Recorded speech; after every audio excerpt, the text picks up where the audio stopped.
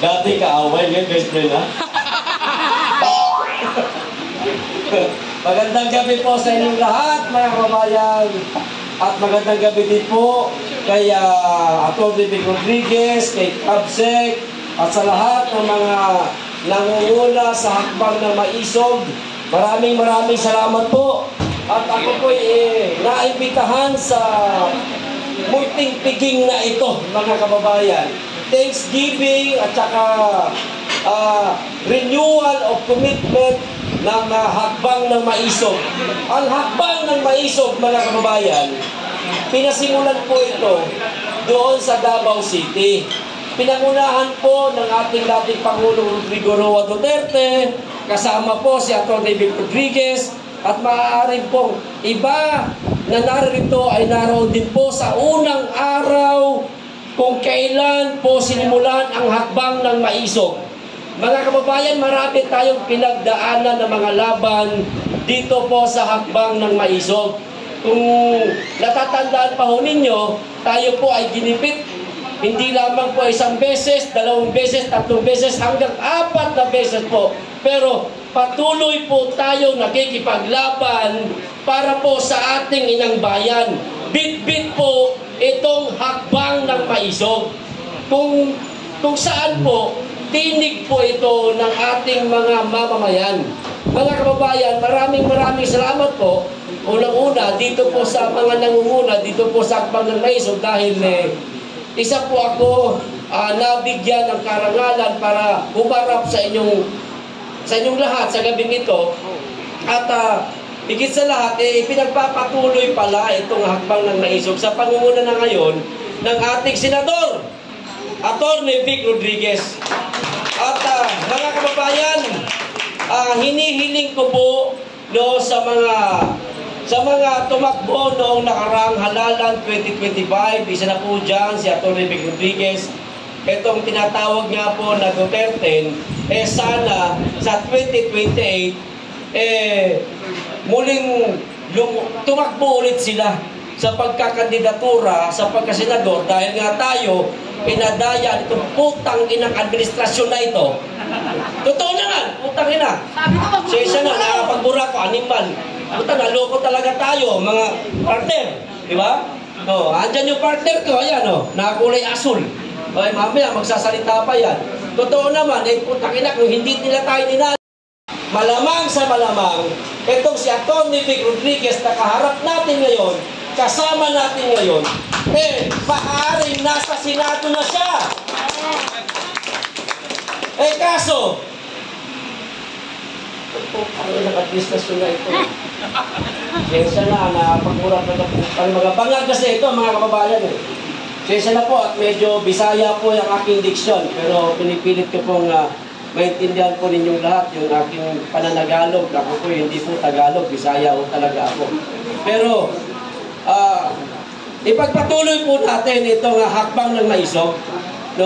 Ito po ay isa sa inaasahan ng ating mga kababayan na magiging tinig po para sa ating inang bayan, sa ating lahat, para marinig po ng ating mga kababayan kung ano po ang hinanaing problema ng ating bansa na hindi po tinutugunan itong kasalukuyang administrasyon.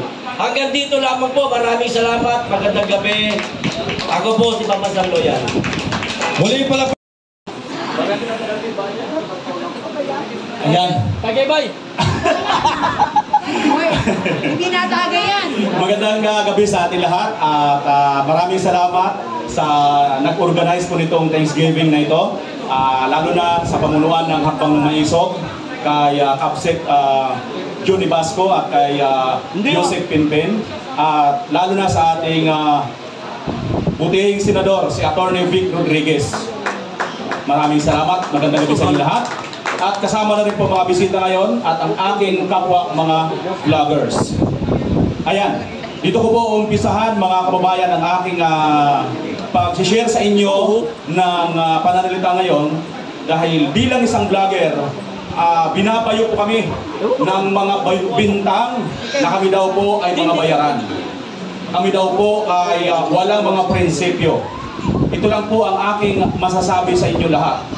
sino man ang mga nagsasabi ng ganyan, ng mga kaibayo namin ng mga vloggers, pag nakikita ko po si Attorney Vic Rodriguez, nagiging proud po ako. Yun! Nakasama akong vlogger na nakipaglaban. Tama! At pag nakikita ko po, buhay ang hakbang ng maisog, isa rin po ako. Hindi lang dahil waray ako, talagang totoo, sabi nila, ang mga waray ay maisog. Pero saan tayo maisog, mga kababayan? Sa ating pong prinsipyo, sa ating paninindigan, na kailanman ang tunay na prinsipyo ay hindi nila kayang bayaran. Manatili po tayo sa ating tunay na pinaglalaban, ngunit manatili rin po tayo mapagkumbaba. Sapagkat ayon sa Biblia, kung sino ang gustong magmataas, dapat magpakababa. Amen! At yun ang nakita ko kay Attorney Vic Rodriguez. Kayang-kaya niya, mayroon siyang kakayahan na sarilinin na lang, hindi na lang kumibo sa mga isyong ito. Kanina lang, narinig natin, sila pala ang nag-umpisa nitong hakbang ng maisog. Siya lang. Proud din po ako, mga kababayan, dahil sa kauna-unahang hakbang ng maisog, isa rin po ako sa nakapag-cover nito dyan sa Davao City. At alam niyo po, sa hindi masyadong nakakalam sa ating mga followers, ng mga kasamahan natin, mga vloggers, sa hindi masyadong nakakalam ng isyong ito, napakalaking tulong po ng unang hakbang ng maisog. Dahil kung wala po itong hakbang ng maisog na ito, mga kababayan, malamang nagtagumpay po ang maitim na hangarin, kitang maluslos. Ha? Naalala niyo, mga kababayan, yung PI ni Tamba? Oo.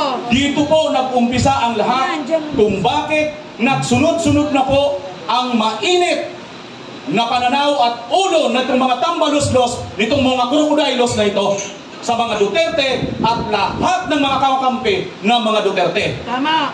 Pasensya na kayo, medyo intense yata ako magsalita. Hindi na ako nangangampanya, ha?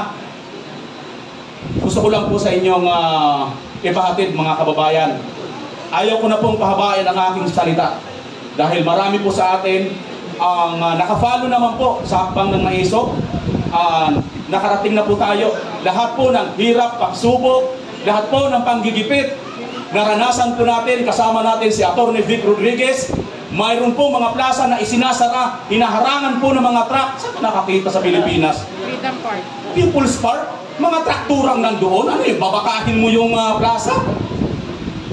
Dito lang po sa administration ito, takot na takot sila sa hakbang ng maisog.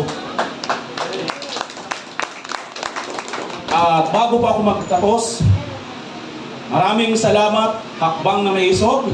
Maraming salamat, Attorney Vic Rodriguez, sa paninindigan, sa pagsama, sa suporta sa ating mahal na Tatay Digong, at sa suporta para sa bayan. Dahil kung hindi kayo, malamang hindi rin na ilabas itong issue sa buy scam na ito. Mga kababayan, total renewal of commitment naman ito. Ako si BMR Channel,